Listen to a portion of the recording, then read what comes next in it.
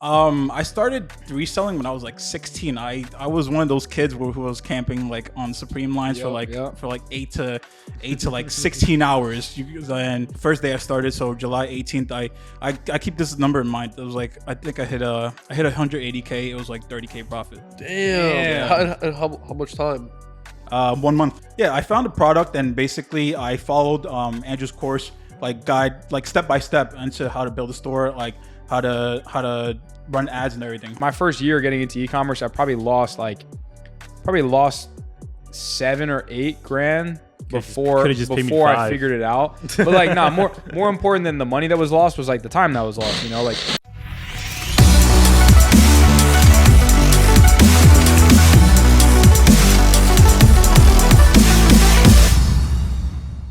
Welcome to episode 49 of New Money Talks. Oh yeah. There we go. I don't know if you know or not, but I was the one that started that tradition. Yeah, there that's we true. go. That's So, true. Starting the We can editors pull it up. Come on now. Editors pull it up. Let's go. They did it for the last one. Yeah. Or maybe they did it for a short. But anyways, we got Big Danny and Andrew in the house. Since when did you start calling him Big Daddy? He's taller than all of us, so he's Big Danny today. Right. Thank God he's tall. If you were shorter, Kyle would be like, dude, what the fuck And, is that? and he's also sitting in the spot that makes you look the smallest. He so does. works out very well. But It's a Big comfortable Danny, spot. big e-commerce numbers. Thank you for that.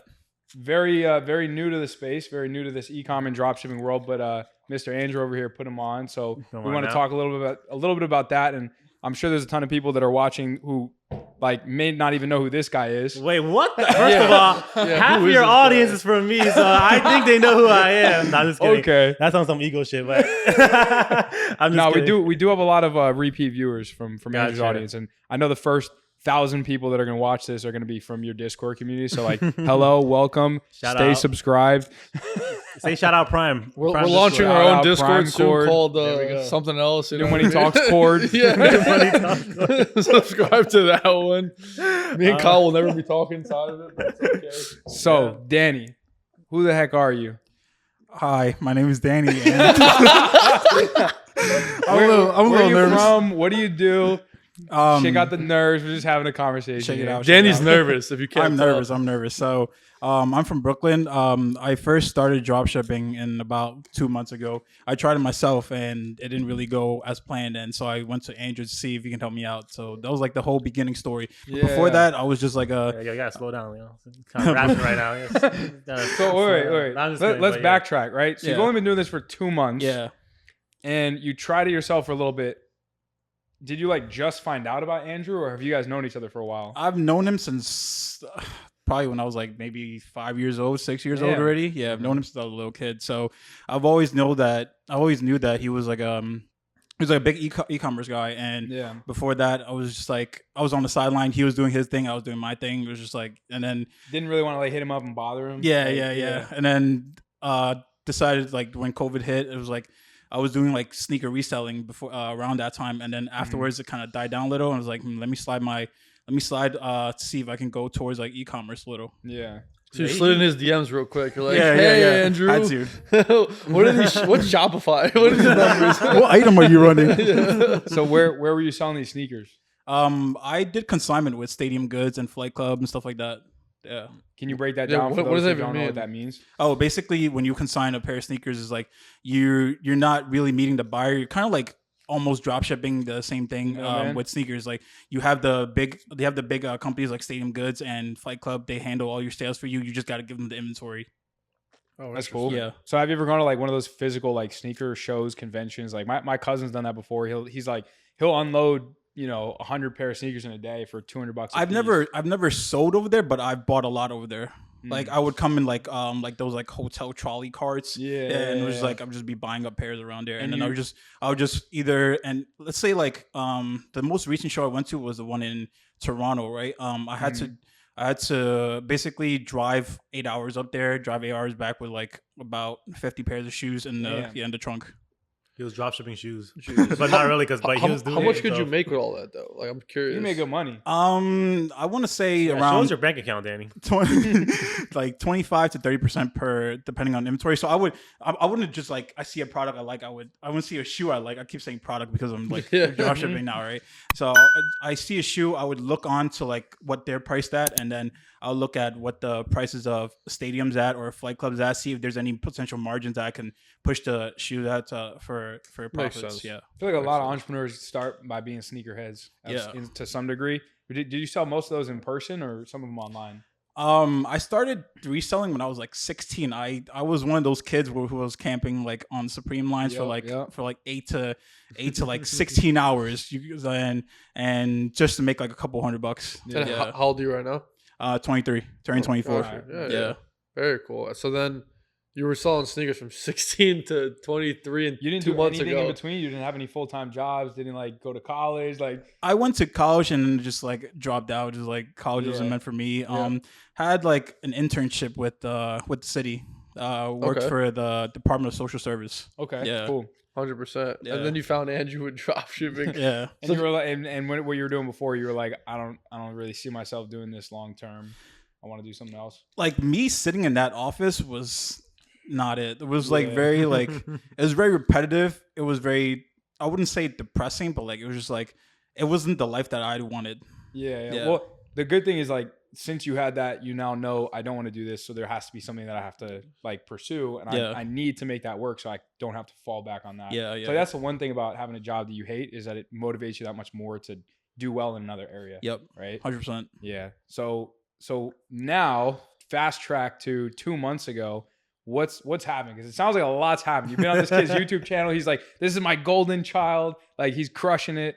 Like what did that process look like? So the process was like so first of all, we released a video, and that video kind of killed my winning product a little. It was like just a little. What was the product? Did you reveal the product, or we revealed everything. That's why it's like really popular, I believe. Yeah. What was the product?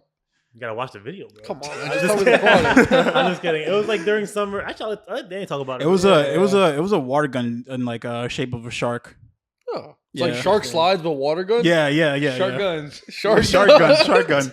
It was in the shape of a shark. Huh? I don't even remember. It was a shape of a shark. That's interesting. Okay. Wow. Okay. Yeah. Okay. And then that store died, and then found my third product. And first month, I remember the exact day too. It was from July 19th to it was from July 19th. July was like last week. Nah, it was like damn, 2 months ago. 2 months ago. Oh, so you've been like ripping in like the last 2 months. Yeah. So, okay, keep going. So from July 19th was the first month. The first day I started. So July 18th, I keep this number in mind. It was like I think I hit 180K. It was like 30K profit. Damn. How much time? 1 month. 30 days. Yeah. Your first month. Month. So it took me a year to hit my shit first. Works. It was all thanks to him. All thanks to him. Like with the guidance and everything. That's cool. There so you go. It took me a year to hit my first 6-figure month. Should hit and me I think I did like 200 to get 30. The day August 18th come, I just kept refreshing the Shopify. I was like, "This is real." Like it feels like Monopoly money. Yeah. It's kind of wild because you have to take a step back and be like, "Oh shit, this is a business. This is just numbers on a screen. Like this is people buying products." That's kind of where I decided, like, all right, I'm doing this shit. Yeah. 100%. So talk to me about.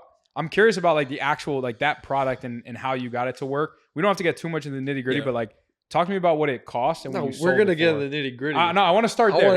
I don't know. You want to say that, Danny? I just want to start there. I just want to start there because a lot of people who are wanting to get into this, they're trying to find that product and figure out like what actually makes it sell well, and they want to figure out what type of margin that they need in order to sell it, right? With some cushion for like ad spend and this and that. What did you get the product for? What did you sell it for? Hey, I don't know if you want to say all that, but just give me like a little number. I'm not gonna say. You want to talk about the unit economics of the product? You can find it on AliExpress. No, that's true. Exactly. First of all, that's true, but I'm not gonna say exactly how much I got the product for and what the Why not? Because what does that benefit someone else? Because I'm still running that product. If it benefits somebody else, it's gonna go take away from him. So yeah. Oh, you're still selling it right now? Yeah, I'm still selling it right now. Oh, okay. Yeah, like we haven't the shark gun. The shark gun? No, that's what I'm talking about.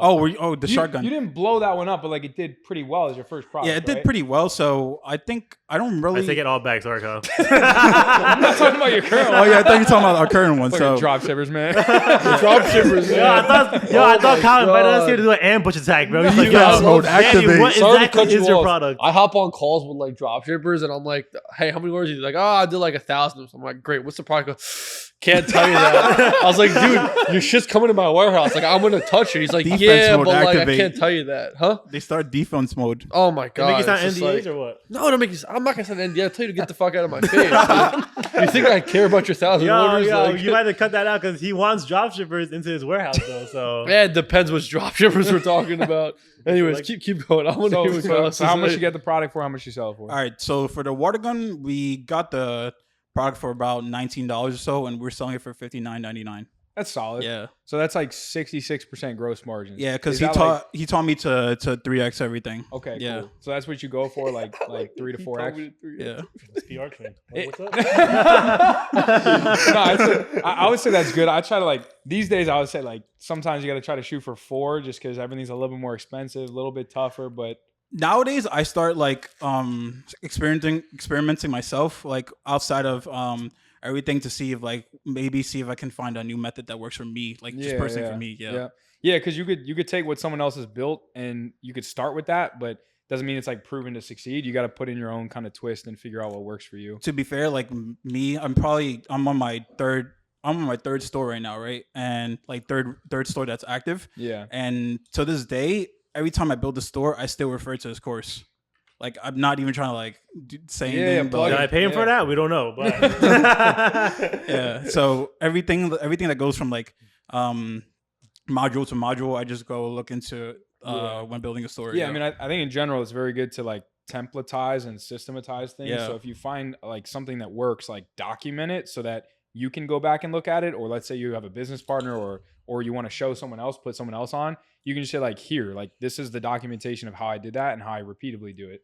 So I think that's cool that you did that because it helps a lot of people. Thank you. Are you modifying that and adding new things to it, or does what you created months ago does it just repeatedly work? I mean, dropshipping is never going to be like one set thing and you copy it forever. Like obviously dropshipping in 2017 is not what it is now. It's very similar in a sense, but yeah, I'm always updating the course. That's why you have a Discord as well, because like it's a subscription based model. So if we stop updating the Discord, no one's gonna. And they got to stay subscribed because in 6 months there's going to be a totally different strategy and approach that they got to be subscribed. Sure. If you haven't subscribed, link below.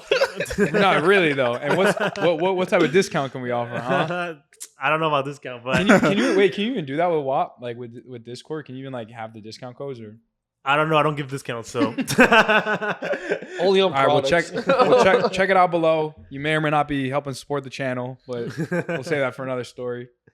So I mean, yeah, like Danny he did like really, really well his first month, and everyone expects those results when they watch my YouTube channel. But they're legit missing one thing. Like Danny had me as a mentor in the guidelines, going like, "Yo, you should do this. You shouldn't do this." Actually, you did run a store by yourself the first time. It was a horrible store.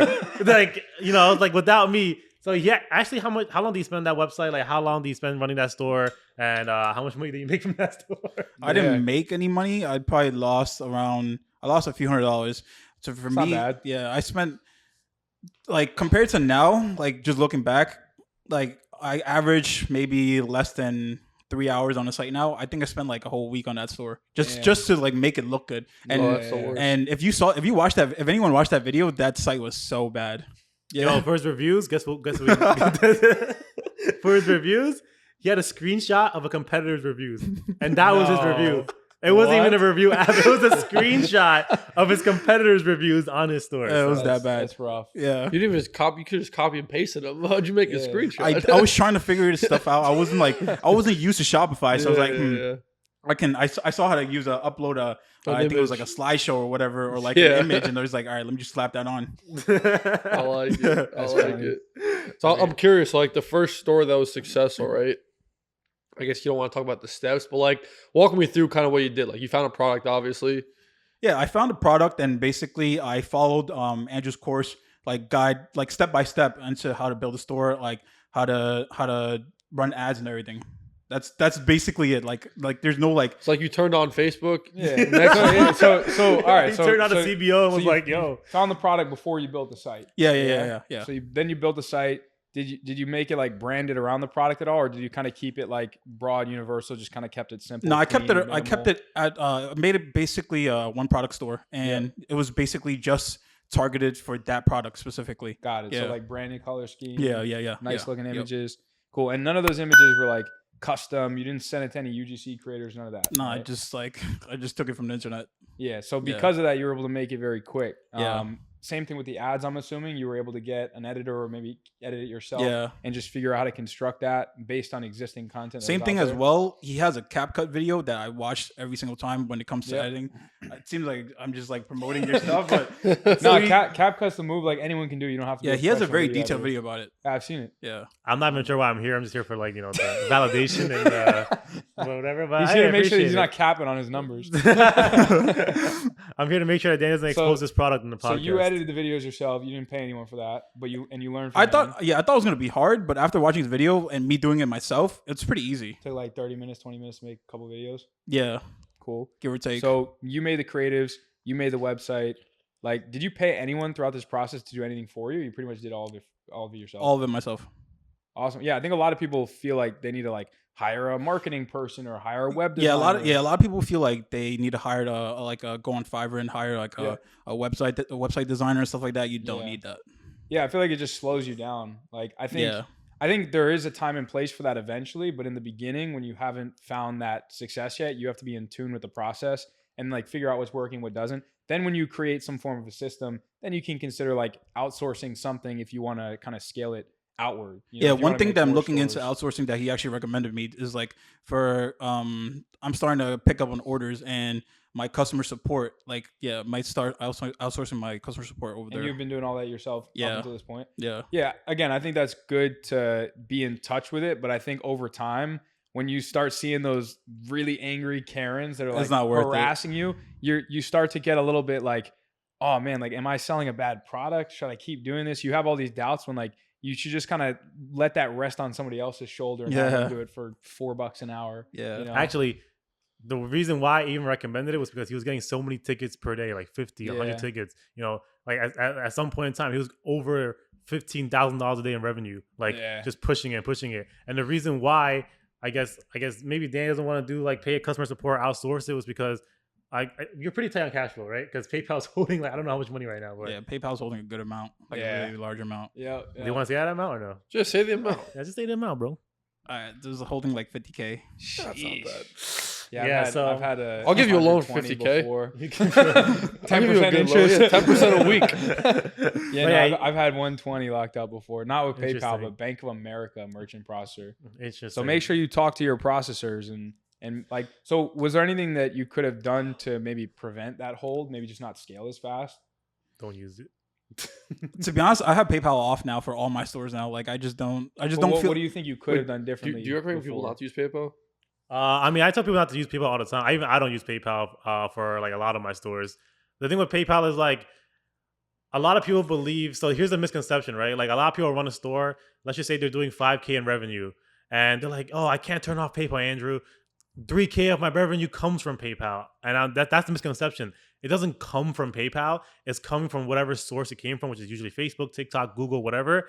They just have the option to choose PayPal, so a majority of them are going to choose it. But if you don't give them that option, they're not going to choose it. So that's why I always suggest to turn off PayPal.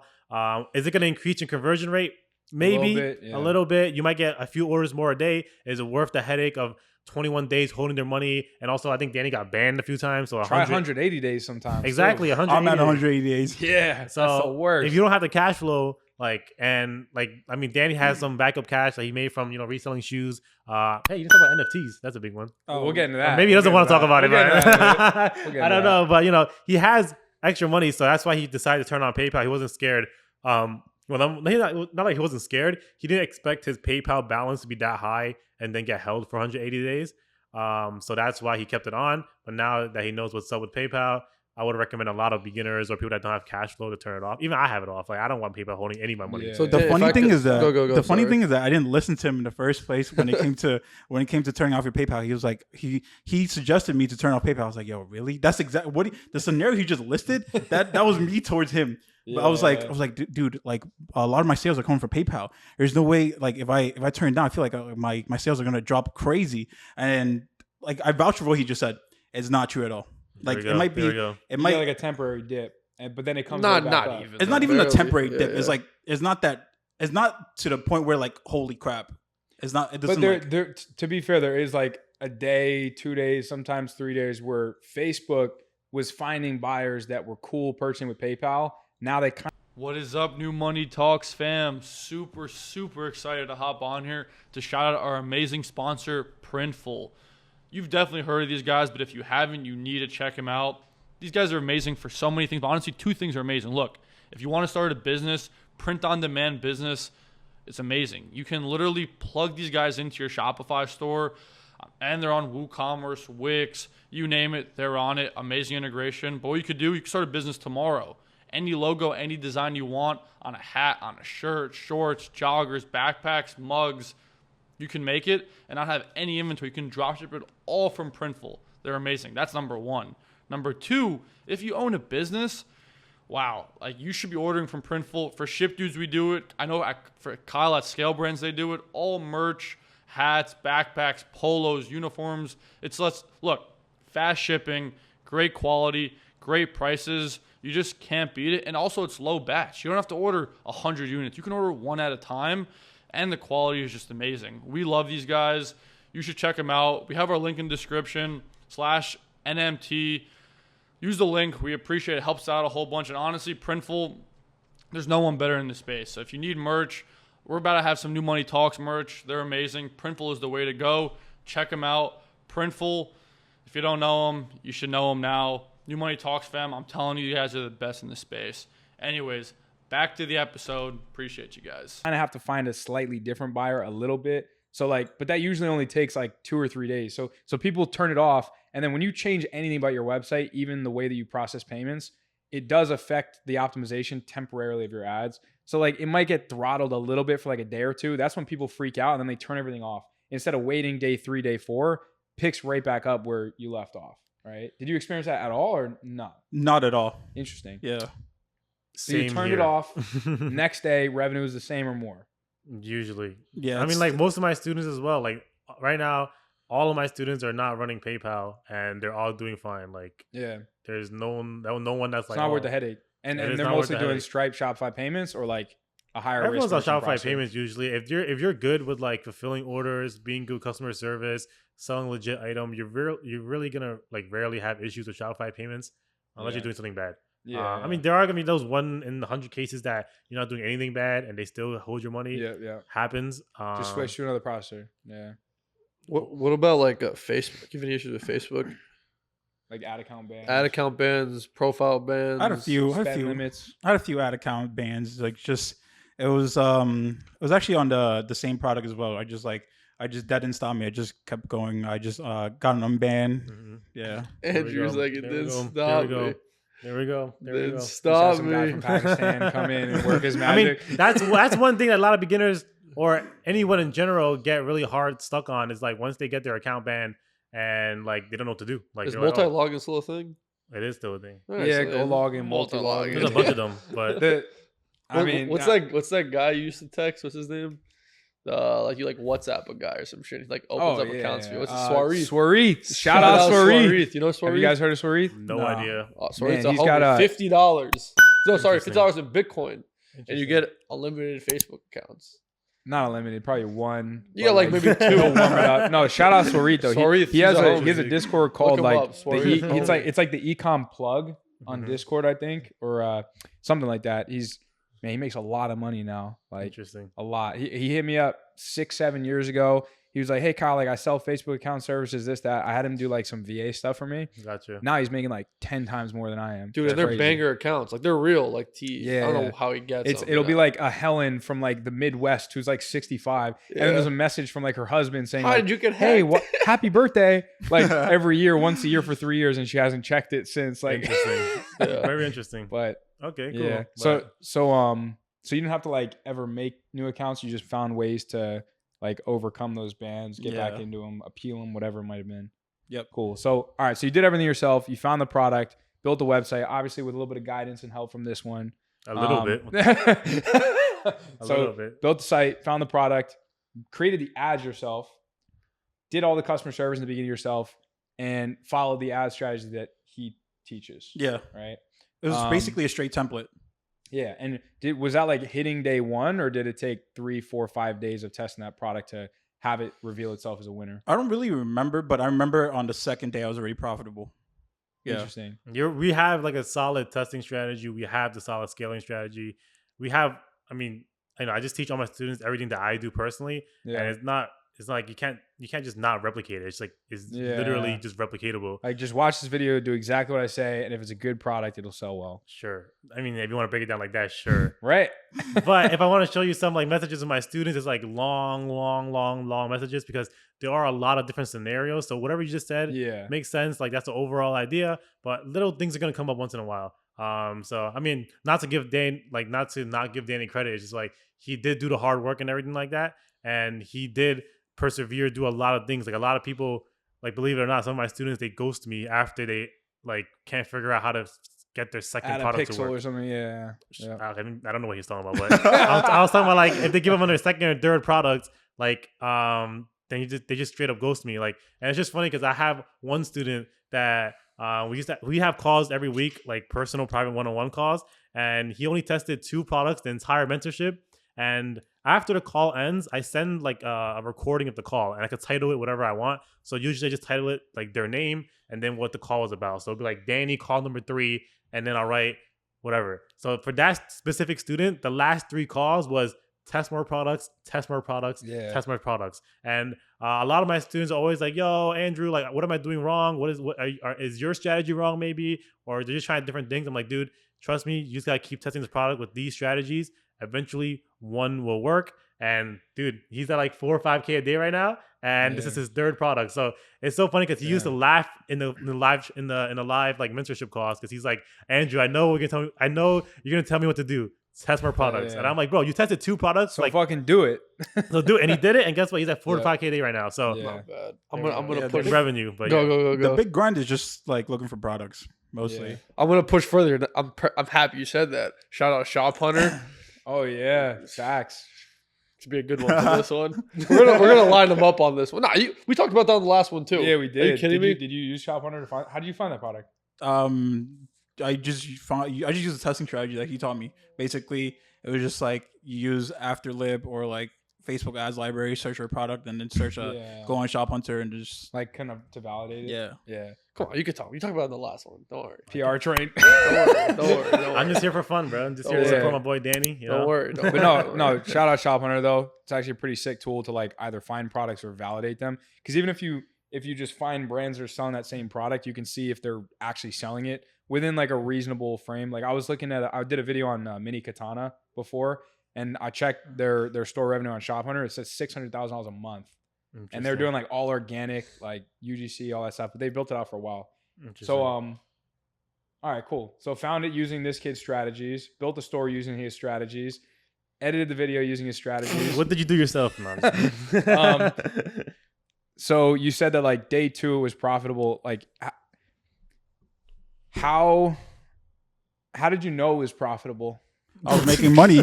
What? Like I had to, so no, serious question, because like a lot of people people don't know how to do the math. They think they're profitable, but like because they're doing selling price divided by break even point equals break even ROAS, but like they're not factoring in like sales tax or any internal costs or Shopify plan or like any of these other things that usually factor. What's the crazy part? he has a spreadsheet and calculator. He has a spreadsheet in Prime Code. Yo, Kyle, whatever question you got, I have a course on it, bro. That's good. That's good. I'm like helping the case right now. Yeah. So as I was saying, right, he has a calculator. It's just a spreadsheet and has everything that you just mentioned, like processing fees. Yeah, all that calculated. So you plugged in your numbers. You said, "Here's the output," and the output you were getting with Facebook was higher than that. No, it just tells you. It tells you how much money. It just tells you how much money you lost. P&L, and then like your. What if like the formula's a little wrong though that day? I'm Asian, bro. The formula's not wrong. The formula's not wrong. I'm telling you right now. No, that's good though. So like, so know your numbers, or use a calculator from someone that knows how to calculate the numbers. Yeah, so before I dropped out, right, I was an accounting major, so I'm like your numbers. Yeah, I'm like kind of crazy with numbers, right? Yeah. So I actually have like a spreadsheet of a P&L every single day from the day I started on whether it's actually I have 3 different spreadsheets. It's one for each store that I have active right now. That's super smart, because I feel like a lot of people don't know what the problem is within their store or their brand or whatever, but if you look at the numbers, like they don't lie. They'll tell you what's going wrong. Yeah, I'm a big numbers guy. Yeah. Do you look at some of the numbers that are associated with like the ad performance as well? So like, do you look at click-through rate, like hook rate, any of those fancy metrics, or are you just really looking at ROAS? CPA? Mostly just ROAS and like CPC and stuff like that. Like it's nothing like. Care about CPMs at all? Nah, it's nothing like fancy where like I was just taught that way. Yep. Hey, taught that way. Keep it simple. A lot of people like to overcomplicate things. Yeah, I agree. There's a lot of, I would say, people teaching in the space that shouldn't be teaching, and since they haven't done it themselves, they want to go ahead and sound like they know what they're talking about. So they talk about all these little fancy terms that it hurts the person watching and learning more than it helps them, because it's like what is it called? Analysis paralysis. Sorry, they be thinking like, oh, I gotta check the CTR on this. I gotta check this. Like, yes, there are some that KPIs. that matters at like 7 figures a month. If you're looking to make your first 100K a month, then like it doesn't matter. So what number do you look at? You know, if it's profitable or not, just ROAS. That's just it, right? That's it. I mean, there are other numbers, like obviously CPM, CPC. So the thing with CPMs is like, if you have like $100 CPMs, I've never scaled a product that has over like $60 CPMs. Yeah. So I'm just like, all right, if I see $100 CPM, that's an immediate cut, no matter what. CPC, which is cost per click, it's just on average. I don't ever scale a product past $3 cost per click. And if you do the math with conversion rates and everything like that, you just end up not being profitable if you're selling a product under a certain price. Yeah. So like when it comes to that, all right, kill that off too. You know, just simple stuff. I don't really look into CTRs. I don't really look into like how many seconds people watch or whatever. I mean, I don't really care too much about that. So is there ever an instance where you're like not profitable with a product in the first 2-3 days? No, I'm always profitable. I'm scared. No, but I'm saying, like, is there ever an instance where you're not profitable, like off the bat, and something is giving you a sign to keep testing it? For sure. I mean, I use it in my Discord a lot. Shout out Prime Cord. But everyone from Prime Cord watching, guys, know I love to use the word buying pressure. Buying pressure is just like how many add to carts, how many initiate checkouts. Like if you have, like, for some people that they run a $100 test, they have 25 add to carts. By the way, I'm inflating some of these numbers, but like 25 add to carts, 25 initiate checkouts, they have 1 sale. I'm like, all right, well, 24 people wanted to buy it. Like, keep it going. And maybe sometimes there's something wrong with their store. Like they might have not set up shipping options up for Australia, Canada, New Zealand, and those people couldn't have bought. Stuff like that. So just buying pressure in general. Add to carts and initiate checkouts is probably one of the best indicators to see if a product is selling or not. There are going to be those one-off cases where, yes, you're going to have like 50 add to carts and initiate checkouts, but no purchases. Very, very unlikely if your store is set up correctly. But there are those cases, and unfortunately, you just got to go ahead and go next for those products. Yeah. So, I have a friend who sells in the European markets. He's tested 3,500 products over the last 5 years, but he's done like tens of millions of dollars a year. Okay, if you didn't say the last part, I'm like, but he's crazy. Yeah. But no, I know a lot of people that test way too many products and just don't know what it is that they're looking for in terms of. I call it, like what you said, buying pressure. I call those like prerequisite metrics. So it's like if you check off those boxes and the website purchases don't look amazing, then there's probably something that you can fix on the website in order to get that product profitable. For sure. We should do a whole podcast. I was just thinking about this. Sorry to cut you off, my friend. So you just made 30 racks, right? You made 30K last month. We should make a course, right? Actually, I might make this course. We'll call it financial literacy after you make the 30K. Because I'm curious. Now you made the 30K. What are you doing with the money?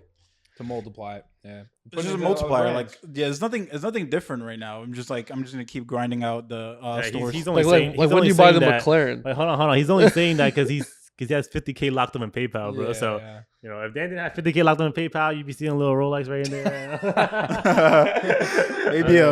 maybe AP real quick. Okay, yeah, there we go. So Not yet. the money locked in Get PayPal a couple hundred before that. Yeah. So there's nothing different. It's just like I'm just gonna keep grinding. That's basically it. Yeah. Well, on a serious note, the cool thing is the strategies that you teach are very low budget and low risk. For right? sure, yeah. So a lot of people, they go in and they buy $1,000 worth of UGC. They get an organic content creator for $2,000 a month. They like pay a web developer $500 to $1,000. They get inventory. They get all this stuff, and then like nothing comes from it. When that's $5,000, they could have just tested 50 products with a $100 strategy. Yeah. Like I like the way you explain things. Like the way like. Obviously, I'm super popular on the internet when it comes to ecom. Is like the way I explain things is super simple. The way I test products, super low budget. I don't really try to sell like anything extra on top of like whatever I'm selling now. It's just like I'm just telling you like simple things that should work. And everyone like when they come into like my program for mentorship, right? Every time I get into a call with them, it's just so funny because they're like, oh, so I don't have to make my website look super crazy pretty. Yeah. No, you don't. And like, okay, so what about my creative? Should I be editing, tweaking this? I'm like, no, you don't. And it's funny because the people that ask me that in the mentorship, they're like, dude, I can't wrap my head around this because I paid 2 other mentors. All they keep talking about, they said the opposite. Exactly. They said the opposite of what you say, bro. But there's no way. Like, it's just like in the back of my mind. Like, are you sure? Because I haven't been getting results. I'm like, well, you haven't been getting results doing that. So why don't you just try my strategy? Yeah. So, you know, Yeah. so. I mean, Danny's not my only student. You guys I wish Danny was the only student so I can be like, yo, 100% success rate. My only student. But I do have other students. Like right now, I had 13. 5 of them at the moment after their 4-week program is above, I would say, 4 to 5K revenue per day. That's like almost a 50% hit rate. I don't know any guru out there that will tell you anything of the likes. And if you have an editor, just put these screenshots up. I'll probably send it to you. Yeah. 4 to 5 students right now, over 4K a day in revenue, profiting around 10 to 25%. I have one guy, shout out Spencer. He was hitting 6K profit a day every single day. And so Danny's not even a big dog over here. He's like one of my smaller students, low key, you know. So that's solid. Fucking around. That's solid. But yeah, not a lot of people can say that they do that because most people go the volume route and they take on 100 people and then they give all of them a shitty service because you can only like you can't take on more than you can like, or you can't bite off more than you can chew. Right? Oh no, I bite out way more than I can chew, but I still try to bite. You know, no, I mean when I sign these people up, I'm like, dude, I had to spend so much time with them. And I remember, so I have I wouldn't say an assistant, shout out Peter, but like he's like a scheduler for me, right? And he schedules all my meetings and everything, bro. Friday, Saturday, Sunday, like, and some days of the week, yo, I'm in calls all day. Yeah. So like people obviously pay me for my time, my expertise, my help. I'm in calls every fucking day, like almost every day. Like I'm just like helping them out, doing this, doing that. There are some people that like ghost me and don't really talk to me anymore, even though they pay me $5,000. I don't know why, but you know, I mean, if you do the work, you're gonna go ahead and make it. It's just like if you follow my strategies, it's a really high success rate. So that's why I recommend. Yeah. I mean, if you guys are interested to work with me down below, I mean, click the link down below. If you guys are interested in me, go to the link down below and we'll see if we can work together. Check my phone real quick because Kyle's getting calls from his side. That's crazy. I'm still recording. All right, I guess we're good to go. Getting a call on my computer. So. All good. So click the link down below if you want to work with this one because I firsthand, I've when my first year getting into e-commerce, I probably lost $7 or $8 before I figured it out. But like, more important than the money that was lost was like the time that was lost. You know, like it was $7-8 but it was a year of like 10-12 hour days. For sure. Right. So you take that over spending a few grand to just expedite that process by 11 months and save that $7,000 or apply it somewhere else. Danny, first month in dropshipping did over 100K revenue, like 180. It's unheard of. Yeah. Like, what? And it's proven on my YouTube. And like, I have like the step-by-step Danny did. I have the scaling strategies like Danny did. I have a video coming out this Friday showing exactly how you went from $0 all the way to 17K a day. Yeah. It's on your YouTube. You put this this Friday. It will be on my YouTube. Yeah. Oh, really? Yeah. So we're showing step-by-step exactly how each day how he scaled from $0 revenue. It took him like 2 weeks. This is a shark gun. Yeah. What? No, the shark gun's done, bro. Stop talking about the shark gun. Dude, it's a sick product. I mean, it was a cool product, but as soon as I released it and showed the product, like it died. So no one like jumps on it. Yeah. I mean, the thing is, not only did I show the product, I showed Danny's website and I showed the interest he was running. Yep. So like anyone who watched that video with a brain would probably have tried it out. I mean, if you had a brain, you probably wouldn't have tried it, but whatever. A lot of people tried it out, which means if you had a brain, you wouldn't have tried it. I mean, video got views, so obviously, Back to what you were saying before, on like when you first started like e-commerce, right? How you lost like that large amount of money. Like, what advice would you give to beginners like that's starting off to like avoid that mistake or like that like barrier? Pay me. No, I would say I basically used it as experimentation budget, and I learned things through trial and error instead of just learning from someone else's trial and error. Mm-hmm. Right. So I would say that the second best way to learn is through your own trial and error. The number one best way to learn is from someone else's trial and error. Because that way, because they've already spent the 12 months, the 12-hour days, and they can pack it. Yeah, exactly. And the money. And they could probably package that up into a 1 or a 2 hour call, right? Or a course that has 10 hours of content. And so if you watch that, then you've now saved yourself the 12 months and the $6-7 grand within reason, right? Because there's different things that might have changed within the space over the last couple of months. But if you pay someone else for their time, or you just absorb their free content on YouTube and you learn from their mistakes, then now you can go in with a little bit more of like a filtered approach, and you're still going to make your own mistakes. Like, you have to expect that. What's up, New Money Talks fam? Have you ever wanted a personal sales force for your e-commerce brand? If so, you probably haven't heard of the new kid on the block, Feel.tech. Feel is an e-commerce selling solution for D2C brands that want to provide interactive purchase experiences to their customers and streamline the actual sales cycle of a buyer. With AI-driven product recommendations, try before you buy features, and live assistance and support, FeelTech users often see a substantial lift in their customer AOV, a decrease in their acquisition costs, and an improvement in their conversion rate. Imagine you're buying a new laptop and Apple offered a virtual live experience in which they can demo the product for you, show you all of the specs and features that you want, and answer all of your questions simultaneously. Not only would that probably increase your likelihood of buying, but it'll also actively decrease the amount of customer concerns that Apple is now going to receive. Now, you're probably thinking, with a solution that's this good, probably costs a lot of money. Wrong. FeelTech actually only charges a percentage of the new sales that they bring you that you wouldn't have otherwise gotten without them. So if you run a brand that could use a virtual sales force, or that wants to offer virtual sales experiences to their customers, then check out the link below this video or visit feel.tech. And as always, make sure to mention that New Money Talks sent you so you can get that New Money Talks white glove onboarding experience. Now let's get back to the podcast. But you're going to make them a lot faster, and there'll be resources readily available for you to be able to research to solve those problems. So yeah, just learn from someone else. I'd also say, how much money do you need to test a new product? Like, that's a real question. A couple $100. Like, are you asking me? Both of you. I know the answer, but how much do you need to test? All right, here we go, Danny. Take it over. How much would I need to test a product? I would $300. All right, so then what I would do is you make $30K, you take like 29,000 of it, you put it in a bank account, and then you just take the 1,000 and that's your testing money. That's it. Pretty much. That's all you need. That's like 3 products right there. You'll hit another one off the 3. It's a good numbers game. And you'll never run out of the 29. I got 29,000. Congratulations. Or put 25, hold on to 5, and that'll be enough for a little bit of cash flow. Yeah. You don't even need you do. Dropshipping's so great because you don't need cash flow. But it's not true though, because PayPal locks it up. Yeah, exactly. But don't you have a credit card? Over one weekend you could scale up to like $15K a day, and over 3 days, if you get like a hold, or if you don't get that payment until Monday, then there's a lot of money that's just coming out of your account and that doesn't get deposited until like a Monday, like a long weekend. You literally have a credit card, do you not? Yeah, but maybe it doesn't have a 50K limit if you're doing 15K days, and it's like 4 days that you're waiting to get it. Yeah. But you got Amexes?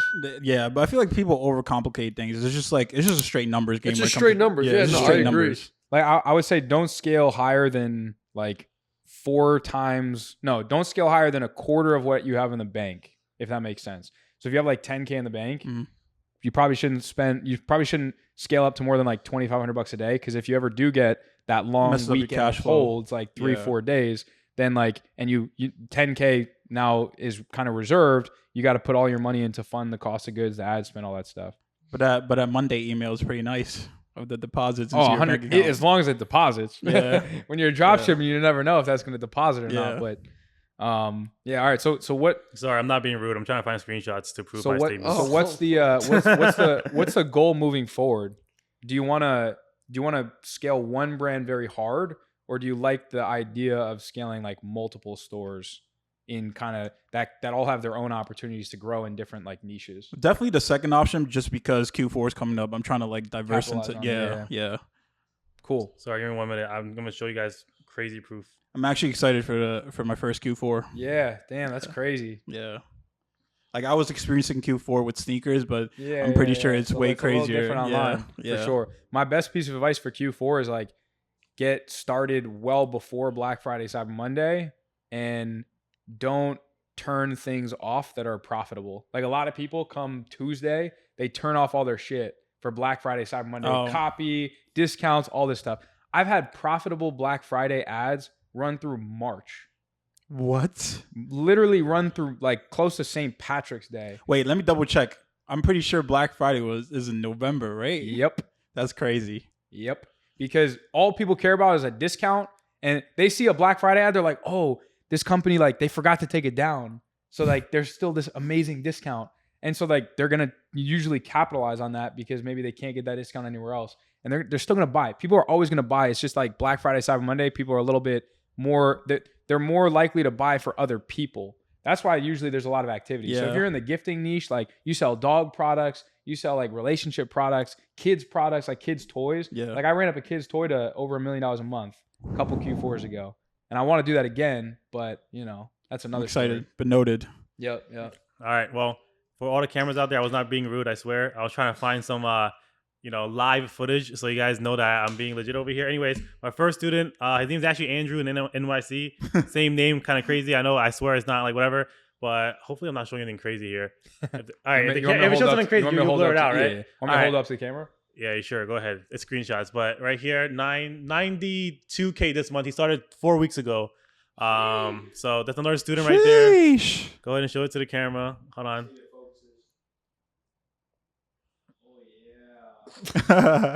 What's up? What? I'm trying to show proof. All right, we got 3 more. Hold on, we got 3 more. He has 3 more. One. Shout out Spencer. He has a Triple Whale account, so you can see what's his sale. So do you tell people to get Triple Whale? I mean sometimes. I mean, it depends. I mean, I just use regular UTMs. Oh, we got 2 more. Hold on. We got 2 more. Hold on. Pull up Danny's too. Pull up Danny's too. Another one right here. Pull up Danny's store and everything too, you know? Hold up. Do I actually pull it up? Go ahead. Just take a screenshot, send it to me. I'll make sure not to expose I'll make sure to mix it. I don't have my phone. Oh yeah, Danny's phone's recording. All right, you have an editor, right? Yeah, we'll put it. We'll put it. All right. Here we go. Let's go. You know, I love showing my students' results more than my own because it's like, it's just fun, you know? Throw up one of your own too, you know, while we're at it. All right, another one right here. There's a Triple Whale account again. Yo, one more.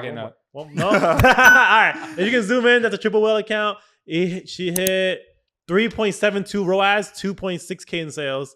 In a day? In one day, $700 spent. That's like a fucking 50% profit margin right there. So there we go. Solid. And Danny's number on the screen somewhere.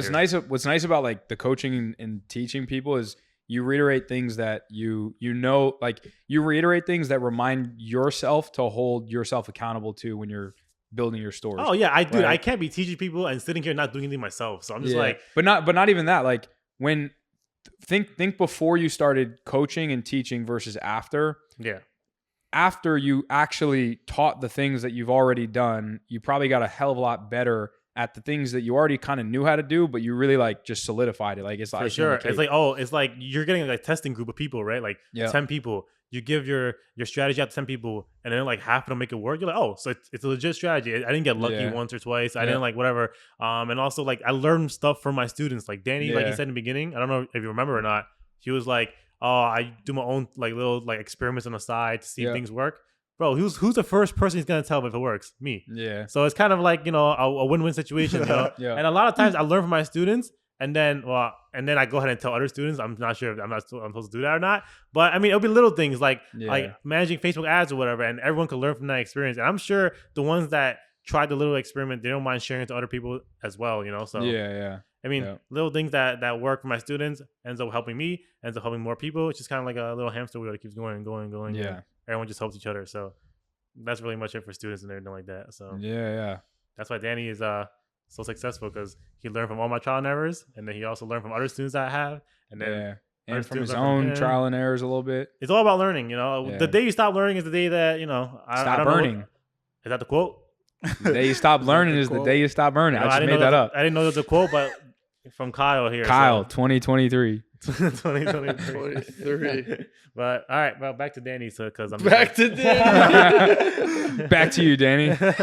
Yo, so Danny, what's working right now? I'm curious. So like, what do you mean what's working? I want to give some. What's a little bit of sauce we can give to the people that are in dropshipping that they need to hear that they don't. What's know working about. now? Whatever worked 2 months ago, because that's basically it. Like all I said before was that people like to overcomplicate things. It's just a straight numbers game, and his course. Yeah, know your numbers, learn from the best, and don't overcomplicate. I was not kidding when I say that every time I build a store, I'm still using it as a template. Yeah. Just in case, I know in the back of my head what I need to do, right? Just in case, but like I have it up on I have a dual monitor screen, right? So on my left screen is probably just his course, and then on the main screen is like me building up the store. I have it on the left screen just in case I do miss something. It's like I know what to do. Yeah, I know what to do, but I just have it there. Yeah. Jeez.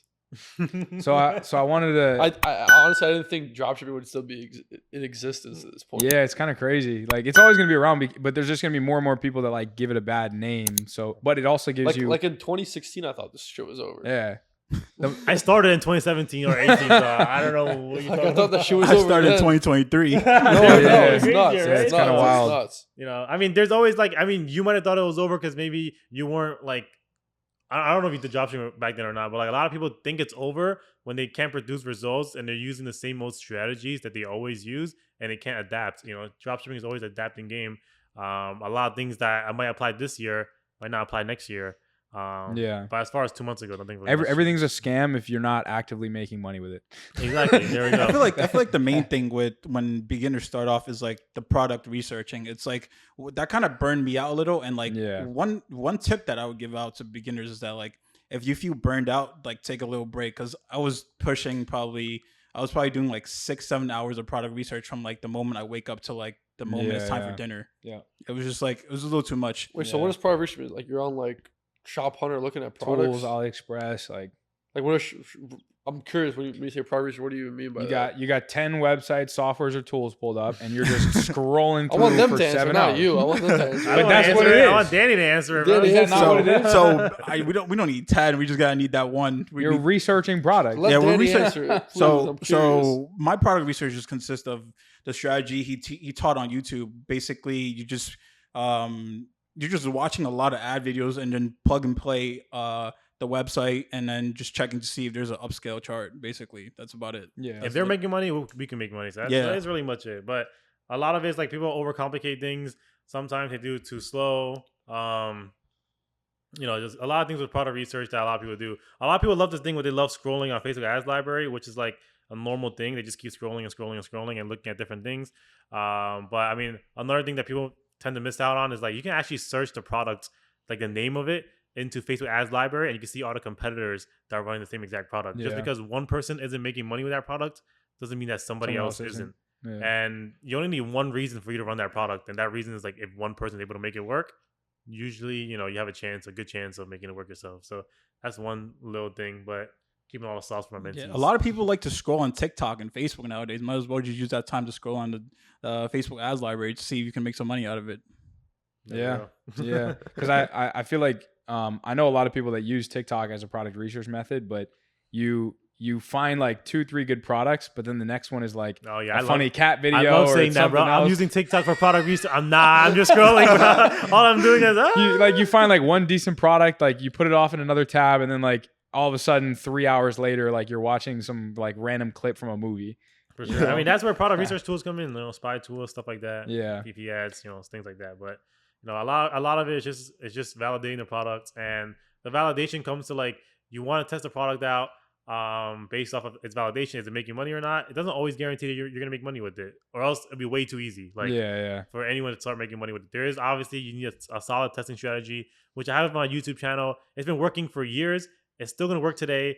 10 interests, $10 each ad set. Simple testing strategy. And I mean, there's more to it, but like you would double down on the ones that work, and then the ones that don't work, you would obviously kill it. And to tell whether it works or not, go off of KPIs, CPM, CPCs, and obviously the main factor is just ROAS. If you are getting a return on ad spend, a high return on ad spend, I mean, that's really much it. I mean, for beginners, you're probably like, what the hell are you talking about? But most people out there that's dropshipping kind of know what I'm talking about. Yeah. So when you do product research, do you like just make a Google sheet of 50 products every week, and then you just go through it and add those validation techniques? Or not even. It's pretty simple for me. Like, I don't have a spreadsheet for products. It's just that I find a product, I would either copy and paste the competitor's link or just have it saved on the side. That's about it. Like, and then I would test it. I would my deadline would be the next day, have that store launched. Interesting. Yeah. So it's like, if you find something good, it's like, I'm going to run that up right now. Yeah. I don't know if I don't like capitalize on it. Yeah. There's no point of wasting time on that, because to launch and test a product, max you need 4 hours. 3-4 hours. How do you break that down? Your site building is probably your majority of it, and then you creating your ads. So probably, I would say, let's say the 4 hours, 2 hours of it is you're creating your website, and then 1 hour of it is like the other half is probably like you using CapCut to edit the creatives, and then just launching it right there. Yeah, I think too many people don't look at it that way. Too many people are like, oh, like, I need to find this product, and I need to find 6 competitors, then I need to ship the product to a UGC creator. But like, that's all you need. It's 4 hours. Yeah. People overcomplicate things. Yeah. Like, I'm up to the point where like, when I build a site now, like it's like my signature now. It's like, I just go by like, boom, fast. Yeah. There has to be a balance though. Like, when I feel like if we keep saying people overcomplicate things, there's going to come to a point where somebody listens to this and goes like, oh, I guess I won't care anymore. And they just start busting out random products that doesn't even matter. They'll start like testing, like random testing strategies, going all broad. There's a balance to things, obviously. When it comes to simplifying things, you still need a proven strategy to make it work. So just want to make that disclaimer before I get. Andrew, I said you said you don't care about stuff, so I don't care about stuff either, and I just tested it. So when you reverse engineer out, you break it down. If it takes 4 hours to test a product, and the average person, if they're following the right strategies, they'll probably pop a profitable winner within like 10 product tests. Then like someone can put in 40 hours and have a very, very high likelihood of having a profitable product on a store. Would you agree with that? I mean, I don't know why I just blanked out on Kyle's question, but I heard some parts of it, and like you said, like 1 in like 10 products or whatever. Yeah. So like success rate. As of right now, I haven't had any students that have tested more than 8 products and haven't found a winner. As of right now. Yeah. I mean, things can change in the future. Also, people take that out of context. They're like, oh, that means I have to get a winning product in 8 winning products. I mean, maybe, because I do have students that are like, right, like test. I have a student that the first product, winning product. Yeah. I have students that test 6 products, and the 6 product was the winning product. And I have that one guy that tested 8, and that was his winning product, right? Yeah. So I'm just saying, on the average, it seems like it's 1 in 5 with the strategy that I'm doing now. That's not a bad, that's not a bad strategy at all. So like, keep going. When it comes to that, every student that has, so from what I've seen, the students that have done really, really well, which is past 4K a day in revenue, versus the students that are not past that or even getting past like the testing phase, they're just not testing enough products. That's it. Yeah. That's the only difference that I've seen. Oh, by the way, this is with my strategy. Like, if you don't know my strategy, then it might take 80 products. Then it might take a little harder. I'm saying with my strategy, the difference between the students that are doing well and the ones that aren't, it's just how many products they're testing. And obviously, the product that they're testing has to go through me first. Like, I have to be like, yes, you should do this product, or no, you shouldn't do this product. I don't have valid reasons why. I'm not really on like the product itself. Like, I won't like judge a product off as like its use case or character or whatever. I'm just validating the product off as how many sales, how many people are running it, etc. Stuff like that. I like that, because that takes the emotion out of it, right? Dude, I sold a product I don't care about at all. Right now I'm selling a product I have no idea what the hell it does. Like, I rarely know what it does. I feel like that's the best, because then you're not emotionally attached to it. Like, if you test a product in an industry that you're passionate about, you want it to work. You're going to spend more money. You're going to buy better creatives. Was about dogs. Yeah. And dude, I love dogs. So like, I try to sell the hell out of those products, but like some days I'll go negative. I'll be like, oh, I spent $1,000 and I got back $1,000 in sales. So I lost a couple bucks here, but like, I like dogs. So like, I just try to keep. So matter of fact, his first product was a dog product, or like it was like a dog pool. He has a dog too. So like, a lot of people tend to go for products that they would like themselves. But nowadays, you know, Danny, the last 2 products you're selling, would you even use it yourself? Nah. Exactly. Yeah. So we've sold everything, bro. Like nipple covers, bro. You name it. Like, Yeah. Those are tough to sell, and the compliancy. But so you said that like we'll say 1 in 5, 1 in 10 products can be a winner with the right strategies. For sure. What would you classify like a winner as? Like potential to scale to 6 figures in revenue profitably? Okay. Or just like be able to sell profitably on a day-to-day Gotcha. basis? I mean, my current standard is off of the average of my students. So I'm saying the barrier of entry is like for a winner is around, I would say 3 to 4K in revenue with at least 10% margins. A day. At least. Yeah, a day. Yeah. I'd consider that like a really, really good winner.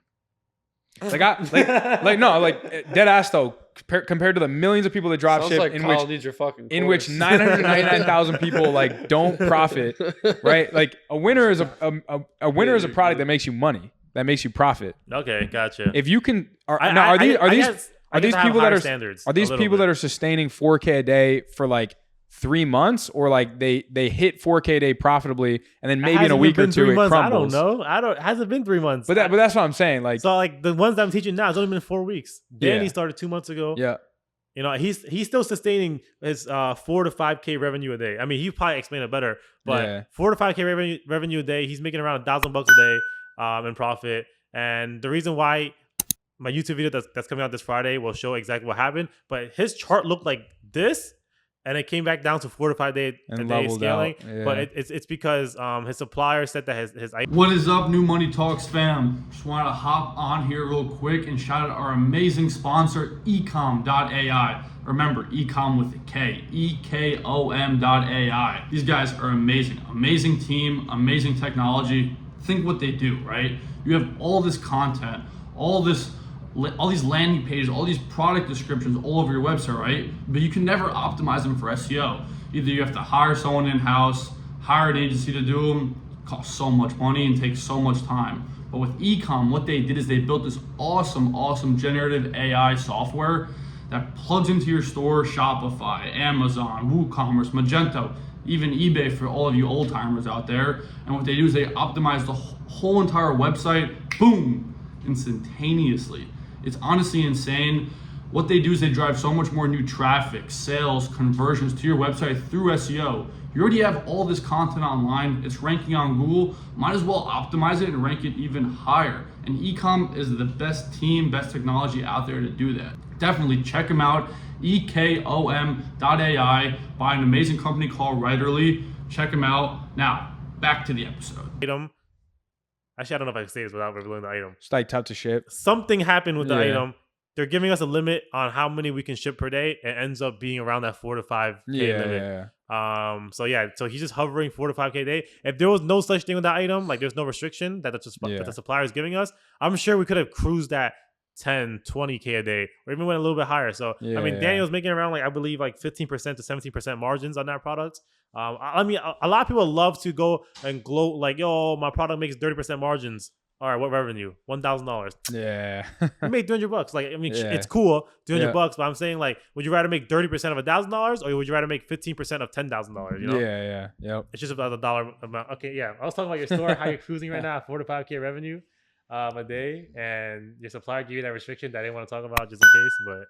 Yeah, so that's got to be fun. So yeah, I mean, that's a winning product. He's still running that product since 2 months ago. That's awesome. And he's still making like $1,000 a day. So that's still great. It's kind of a bummer that I got a restriction on it. Yeah. You can't find a new supplier? No, but I don't want to say too much. Bro. I don't want to say too much. But yeah, but it gives you a little bit more time to focus on doing that same thing with some other products now. Yeah. He's running another product now. You want to talk a little bit about it? I actually started branching out into like looking into high ticket ones. Yeah. What would you consider high ticket? It's very low ticket, but yeah. Actually pretty low. I mean, even if it's like over $100, like it's above. Yeah, it's over $100. Yeah, it's above that. Like most people sell products between like $20 to $50. So. Yeah. I started branching out, like tried testing it. It's actually pretty profitable right now. Yeah. I mean, it's a skill for life, so. So I'll ask this question to both of you guys. Have you ever paid for a UGC video? Have you? I'm super curious. I wanted to test it. I'm not even gonna lie. Before I answer that question, why are you asking the question? I'm asking the question because I think that with the strategies that you guys are doing, you will come to a crossroad where the performance isn't great anymore. And you're like, oh, I'll just throw in the towel and run up a new product when you might just be able to get like better content. Because there's only so much existing content on the internet that you can edit different variations of videos for. Gotcha. Okay, right? no, I got your question totally wrong. I thought that you were asking if we. Okay, never mind. So yeah, I mean, I pay for UGC, like especially if a store's not doing too well anymore. I want to like test new creatives. Has it worked out too much? Probably not. But I thought you're going for like, have you paid UGC to start off a store? I'm like, no. Have you been listening for the last hour and a half? Yeah. But and you've never done like an organic TikTok account.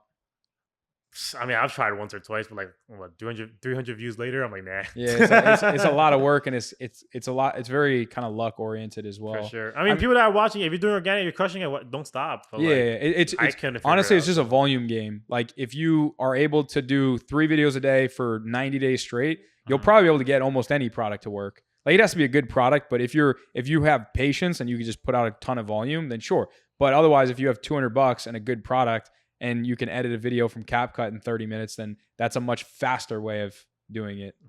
Gotcha. Be careful what you say with that, because people are going to take it to heart, and they're going to be like, oh, Kyle said, if I spend the next 90 days pushing out 1 video a day, it's bound to work. And then it doesn't work, and they're like, Kyle, what the fuck?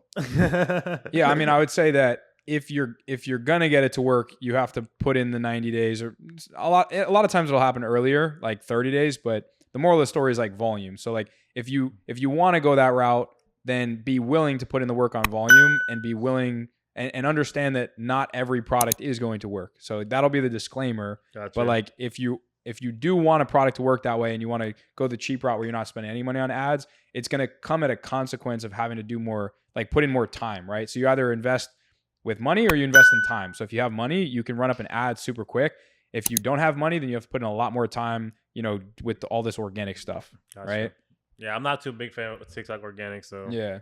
But back to UGC, I looked into it recently, planning to try it, test it, but never really actually see or tried it to tell you. Tell them the crazy myth about creators on Facebook and how you need to switch them out. You're running the same creators you're running since. Oh yeah, I'm running the same creative since day one. You just re-edit them or remove the metadata? No, none of that. None of that. I ran the same creative for 18 months on a product. Yeah, you definitely can. I think it depends on competition. I think it depends on competition. Like if someone jumps in and steals your creatives, then now Facebook doesn't know whether you stole their creators or they stole your creators. It's like that Spider-Man meme where you're both pointing at each other. I was told that Snapchat's one of the worst platforms to advertise. You were not told that by me because I don't know. I haven't had the best experience with Snapchat or Pinterest. I've had profitable products. I've spent a couple $100,000, but not with a ton of success personally. Gotcha. Something that I really wanted to look into was Twitter advertising. Yeah, Twitter pops off. I've done Twitter. I used to. It's different Twitter. You mean buying ads on the ads manager or I have no clue. I just want to look into putting ads on Twitter. More words in a podcast. There's a whole bunch of Twitter networks where you can buy retweets and stuff like that with big meme accounts. I feel like Twitter's becoming kind of it's less like an IG Threads and it's more like there aren't IG Thread ads yet still, right? I have no idea. Because that'll be pretty cool. Nobody uses IG Threads or anything. A lot of people use IG Threads. I feel like it was the fastest growing platform. Yeah, it was. In history took on a social shit media. after that or something crap like that. I really didn't, but I don't personally use it. But they were smart because it was just hey, we made this new platform, so go over and you can pretty much get all the same followers that you already had. But that's a whole different story. I don't know. I personally wouldn't try Twitter ads, but I'm sure there's a ton of people crushing in e-commerce to do it. Whenever I do go on Twitter and I do see an e-commerce ad, I'm like, this just looks so out of place. Noted. I don't know. That's just my opinion, though. Obviously, try it. My opinion means nothing because I haven't actually ran Twitter ads. I'll give it a go. Yeah. Yo, have you? I'm curious. Have you tried just duplicate, doubling your ad budget? If you do that right now, you just get double the sales tomorrow. No. Do you prefer vertically or horizontally scaling? I think that's the question he's trying to ask. Because obviously, no, you wouldn't. No, just double your ad budget. It's not like that. It's just the way I was taught. The way I was taught, right? It was just you could double your ad budget. Nothing's gonna happen. Yeah, if the ROAS is above what's profitable on my end, I would just up it by 10%. Nah. We're not doing 10%. What are you doing? I mean, it really depends on the product itself and everything. But I'll give you a general like example. Like, I mean, this is gonna be out on Friday anyways. But like, Danny scaled from 0 to 17K in, I don't know, a few weeks. There's no way you can do that by doing 10% bumps. You know, so you're doubling budgets. I mean, you didn't include a lot of stuff, like a lot of context to it. You just went duplicate, double the budget. Whatever, duplicate, double. It's all no, the same it's shit. not that. It's like, can you just double budgets, bro? If you're running at a 1.5 break even ROAS, and then you got 1.6 ROAS that day, you profited maybe 5% margins. Are you gonna go ahead and double your ads? I mean, it's really risky, but probably not. So if you're doing like a 2.5, 3, you're gonna double it. Sure. I mean, it's a 2.5, and I mean anything over 2, I would double it actually. But yeah, that's where the context comes into play because like, we're not doubling ads when you have unprofitable days. We're not doubling ads when you have if you're breaking even, or if you're slightly above like break even, we're not doubling it either. There's like I would say you would go ahead and increase it by like 25%, 50%, 75%, depending on like what the performance is that day. And you know that's like probably the easiest and the fastest scaling strategy there is. It's just increasing your budgets when things are working. It's a numbers game. Do you prefer increasing the budget by doing it internally or usually by making duplicates or just both? Oh, duplicates don't work anymore as well. So I've looked into a lot of high level ad accounts and a lot of duplicates that I've seen. I mean, a lot of them have started consolidating into one CBO or one campaign, or a lot of even 20K to 30K spend accounts, which means they're making 50 to 60K revenue. They're consolidating to like 6 campaigns, 7 campaigns. And if they do have 50 campaigns, a lot of them are just testing like a lot of different variables. But then that's when you get into like marketing agencies and all that stuff, and they have a set way of doing things and quotas they got to make, and I'm sure they have their own strategies. But for all of my students, including myself, I don't think I have more than like 7 campaigns. I don't think Danny has more than 5 campaigns at the moment. No. Yeah. So a lot of them I'm consolidating. And look, I'm sure it might work for some people, but from what I've seen, if you consolidate to one campaign, that's been the easiest way to just keep track of things. That's why me and Danny spend like 5 minutes a day on our ads manager just to check 5 minutes. We have 4 campaigns. Yeah. Profitable? No. Okay. Well, whatever. Turn it off. Unprofitable? Okay. Whatever. And then, okay, these 2 are profitable. Okay. Whatever. That's it. We have like 100 campaigns. You gotta look through every single one. Look through every single KPI. All that stuff. I mean, you can't do that, but your ROAS might be a 2.7, not maybe a 2.5 because maybe you went the extra mile, but maybe not because you're testing so many things. You might be like having a losing and are these mostly CBOs? For sure. So, like I said, every ad account that I've looked into that's our high levels, it's always CBOs. I mean, ABOs when it comes to ABOs, like you are testing. I usually test with them, and a lot of people test with them too. I have rarely or ever seen an ad account at like 20K a day level spend, by the way. So they're probably making 40K in revenue a day doing ABOs. Rarely. Especially for e-commerce / dropshipping. Maybe if you're running like a lead gen or like some other of these promoting like some other like conversion tactics. I mean, maybe, but most of the time it's CBO and then ABO usually for testing because you want to control the budget when it comes to testing. Well, like once you kind of know what works, you just slap it on a CBO, rip that budget up, and like. I mean, you make it sound like so easy, but like, hey. Facebook. I mean, media buying is not hard. Sure. I think finding a winning product is hard. Sure. I mean, nothing is dropshipping is hard once you get to a good level. I mean, for me, if anyone asks me what's hard about dropshipping, I'm saying nothing. I'm like, because I'm proficient at it. For people that are good at media buying, you're gonna say it's not hard. Yeah. Dude, I've seen, since I have so many students, I've seen okay, I don't have that many, whatever. Since I've seen like a lot of different people's and how they work in dropshipping, some people are great at finding products. Some people suck at media buying. Some people like this one person that I was teaching, she had like a 2 to 3 ROAS in a testing campaign, and she just left it there for 6 days. And I'm like, wait, you didn't move it over to the CBO? She said, oh, I didn't know you could do that. So people are lacking in the department of, media buying. Yeah. Some people are lacking in the department of, oh, they're great at media buying. Like they'll try to make an unprofitable product profitable, and then they end up in the break-even range. Yeah. By having great media buying skills. Yeah. But they're missing the winning product. Yeah. So I mean, you gotta have to get the whole package for stuff to start working. I feel like I feel like just the finding a winning products, I feel like that's less like it's less linear. Like media buying is just math. When you break it down and you actually understand it and you kind of get the reps in, Media buying is just like math. It's like 1 + 1 = 2. If this is above my break-even ROAS, I'm scaling it. If it's not, I'm cutting it. I'm like adding more budget or I'm reducing budget. Like I feel like it's very linear, whereas you have to approach the product research aspect of it from a little bit of a different lens where like it can be one thing, bro. If you have a winning product, it almost doesn't matter what kind of media buying skill you are at. Exactly. So I keep basing my experience off my students because I kind of lived through them in some ways, but like I had a person that had a winning product. They were at like, I believe 2K in revenue that day. And I believed she launched a CBO, but she didn't. She actually launched an ABO campaign, but each budget in the ABO was $100. So she was spending $300 in the campaign ABO wise, not CBO wise. Dude, they were still at like 2.5 ROAS each. Yeah. Does it matter? During that day? No. But what we did was we moved it over to the CBO, but those are working still. So we left it the same. Yeah. Then the next few days, you kind of see the ABOs fizzle out. They're not working as well anymore. The CBOs picked it back up and started working well. So, I mean, there is a balance of like media buying versus like a winning product. Like, I guess the initial 0 to 3K a day, you might not need the best media buying skills because guess what? She did the wrong thing, but it still ended up working for the first, I guess, like the first 2K of it. And all she needed was a winning product. So, So, I mean, the winning product definitely comes first, but you still need a balance between a good media buying skill and winning product and also the in-betweens. So, like, definitely. Stuff like that. Dan, have you had any issues with like ad spend caps, stuff like that, like $50 ad spend caps, stuff like that every day? I did. I just kept spending.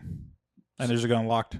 Yeah, after a couple weeks. Makes sense. Yeah, it takes some time to get unlocked. Right? Now it's unlimited. Yeah, now it's unlimited. That makes sense. But like, so like literally for the first few weeks, you just waited it out. Just waited it. It wasn't like a few weeks. I think it took like 4 days. Oh, okay, that's pretty quick. Yeah. If you make manual payments, you can usually expedite that. So like, you know how they usually bill you at like $25 or $50. Yeah. If you just like make payments at like $5, $10, $15, you increase the volume of like payments you make with them, so you can kind of expedite that trust process, because that's all that spend limit is. It's like they think you're a new advertiser, they think you're gonna like they think the worst in advertisers from the beginning. They think you're gonna scam people, but when you prove that you're not a scammer and you make successful payments to them, then they're happy. But that thing sucks, the spend limit. Yeah, it does. Sucks. Wait, real quick, I need to mention this before you say anything. Yo, Donald, can you give me a water bottle, bro? I've been staring at this empty water bottle for like half the podcast. Once you get hydrated, I'm gonna put everybody on some game right now. It's gonna blow your mind. Okay. Bro, about to release the next strategy. Yo, Donald's on the camera. You guys aren't big in TikTok. Thanks, ads. Donald. If you guys don't know who Donald is, he's one of my little. No, he's a coder for my apps or like my software and stuff like that. So nice. That's Donald right there. He hates being on camera, but I need a water, bro. So let's hear it. You guys don't do a ton of TikTok ads right now, right? No, I mean my first year on, actually not even a year, half a year on TikTok, I did almost 800K revenue. I would say around 20% margins. And then after that, it never stopped. It never worked again for me. So I always focused on Facebook after that. But I'm sure people are killing it out there with TikTok. So not really a strategy, but I saw today that TikTok's releasing a business affiliate program. So the way that works is if you, as another business owner, refer another business to run TikTok ads, you can get a percentage of their spend in commission, upwards of like 40%. So if you refer me and I start spending 10K a day, they claim to be able to pay you $4,000 a day of that as a referral fee. I just want you guys to let that. I just want you to let that sink in for a second. Imagine Facebook did that, and imagine like you referred yourself, and now you get 40% off ad spend for as long as they're running this promotion. Because you guys remember Forex? This is exactly how it started. With some guy named Kyle, from your hometown. Yo, listen, I have a big business idea, bro. You join, and then you tell your friends to join, and then it's like an options trader over here. Nah, I'm fucking around. It's legit. That's like, to me, that's crazy, and I think it's gonna like blow up in their faces in a week, or it's gonna not be around in a week. So like, if you do want to capitalize on it, I would do it like as soon as possible, because I mean, it's the same thing with Snapchat when how they try to blow up their platform by doing that $1 million a day thing. Do you know what I'm talking about? No, they were giving out $1 million a day. No. They're giving out $1 million in cash a day to creators that reach their top. I'm making up a number here, but like top 10 videos. Yeah. So if you had the top one video that day, you could have claimed, like, if you were top one video, and let's just say you had 60% of the top 10 videos views. By the way, I might be wrong with this math. Yeah. If you clip this for TikTok and it's out of context, No, I swear to God. I think perfect. I think that's relatively accurate. And then you'll get theoretically 600K out of that $1 million pot for that day. Yeah. And it ran for a couple months maybe, and people were banking off of it. People were just uploading, I forgot what to call it. Oh, Snapchat spotlights. Yeah. People were just banking off of it. So like that incentivizes creators to like make more and make better content, get engaged, and make Snapchat more money. This does the same thing, but like I think for the referrer, it's an insane incentive, like 30, 40%. Because when you think about it, all these ad platforms, Facebook, TikTok, Google, they operate at like 99% margins. So you'd think they'd be more willing to give discounts, referral incentives, and all this stuff, but like they don't, you know? It takes one person to start it. If you're a car dealership, I'm a car dealership, we're all selling the same cars, and no one's providing a discount, no one has the incentive to do that. If you start putting discounts on your cars, everyone's gonna start going to you. I'm gonna have to drop my prices too, and it just keeps going in a free fall. I don't know if that's gonna happen, but I don't think it's gonna be it's sustainable. But like because if Facebook did catch on and are like, oh well, we're gonna give a 10% referral fee for the new businesses that you promote, I think the problem with that would be that there would be too many like bad advertisers that are now making money off of like bad products, because the bidding, I don't know how Facebook and TikTok came up with their bidding structure. I've been to Facebook offices, so let me know. But it works. It like works out very well in the sense of it weeds out all of like the weak, bad operated businesses, or most of them, you know, like most active Facebook advertisers that get good results have a good business. Like it's kind of weird how that works. Like feedback score, like that's not like. But like who tells you here's the $30 CPM versus here's a $20 CPM? Like who dictates that? You know, like it kind of blows my mind how they have the algorithm structured. But or if you're my student, you know. But I'll tell you after the podcast. It's kind of wild though. It's like there is a Facebook bidding system. For sure. 100%. They even have a lot of their. I'll tell you the public known information. It's like their algorithm, as far as I know, it's your bid times your estimated action rate plus user value. What did I just say? That means 2 out of the 3 things in that algorithm is completely random. Estimated action rate. Yeah. And user value. Estimated user value, whatever. 2 of the things they're completely making up. Like they can say whatever they want for that. Yeah. And then the equals is the total value. So I don't know if the total value is out of 100, out of 1,000, whatever. Let's make the math simple and make it out of 100, right? So your bid times your estimated action rate plus user value. Those two are completely random. The only thing you can control is your bid. Your bid kind of sorts into how much money you're spending on Facebook. So if you're spending 10K and I'm spending 1K, and if our estimated action rates and our user value is the same, then you're outbidding me. But if you're spending 10K and I'm spending 1K, but my estimated action rates, our user value completely destroys yours, we might be competing almost in the same level, even though you're spending 10K, I'm spending 1K, right? And by the way, those two are completely random by Facebook. That's a cool formula. So you said the first two were what? I completely made it up. No, I'm just kidding. You said it's on Facebook. You said the first two were what? The first two is your bid times your estimated action rate or whatever. And like that. The only thing you can kind of plus something user value. And what's the only thing that you can kind of control? Your bid, which is how much it ties into basically how much your you're budget. Spending. Sure. Yeah. So that's where it comes to, and like what happens is like that's how it determines your CPMs and your CPCs and like all that stuff. Like and it goes into this system that not only one person controls, but I mean, I'll get into that after the podcast. Yeah, no, it's tough because like right now, for example, I'm running a product and we have like a 35 CPM, but we're getting like a 2.5 return on ad spend. Dude. And we're like, fuck, we're trying to get this CPM in half because then the return on ad spend is going to double when you maintain the same unit economics. That's really not how it works. That's not how it works. Because a lot of times, if I run the same product and I get whatever $15 CPM, I'm not getting full ROAS. It's just not how it works. Yeah, not necessarily. But I'm just saying like that's the same ideology as somebody's like, yo, my conversion rate's at 2%. I'm at a 2 ROAS. If only my website was better, I'll be at 4%. That means I'll be at a 4 ROAS. That's legit not how it works. That is how it works. That's exactly how it works. No, but your conversion rate, yes, that is how it works on math wise. But your conversion rate is not dictated by how well your website is, and a lot of different reasons. If Facebook is feeding you, dude, let's just say you have a really, really, really good guitar selling website, I'm giving you all guitar guys, your conversion rate's gonna be awesome, right? 5%, whatever. I'm giving you all football guys, your conversion rate's gonna be fucking 0 because no one's gonna buy it. Yeah. Who's controlling the audience? Facebook. If Facebook decides to give you bad audiences, it doesn't matter how well your website is, your conversion rate's gonna be bad. But if your conversion rate's already at a 2% and Facebook's already giving you the best results that they give you, which is usually a 2 to 3 ROAS, your ROAS is not gonna go to 6 because your website gets 2 times better. It's just not how it works. That's legit, like how it works. Because the audience versus if all of the other works out, sure. Yeah, I mean, if all the other variables stay constant, then it is how it works. But like, sure, but in a lot of instances, it doesn't. Yeah, but what I'm trying to say is like, I do have other campaigns for that product with different creatives where the CPM is a lot less and the ROAS is a lot higher, even with like kind of same click-through rates and other variables kind of staying the same. Because a lot of people, they face that issue where like you said, a lot of the variables are outside of your control. So in your opinion, or from what you've seen, what are the variables that are in your control outside of like the things in that formula, right? Like your creative, what are the things within your control aside from like your ad strategy and maybe your creative for you to try to like lower those metrics? The things in your control, everything theoretically is in your control except for one thing, which is your audience. And Facebook is the one that controls that audience. I mean, look, a lot of people, let's just say you're selling a basketball product, right? If you're selling a basketball product, what interest are you going to choose? Basketball, whatever, Golden State Warriors, whatever, right?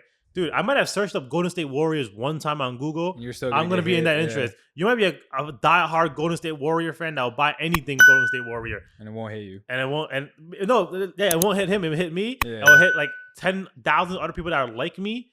And guess what? Your conversion rate, your website going to be very, very poor. Yeah. But if it hits you and all your buddies that love the Golden State Warriors, your conversion rate might be a lot higher. So when it comes to that, your conversion rate isn't always directly correlated to how well your website looks. Because guess what?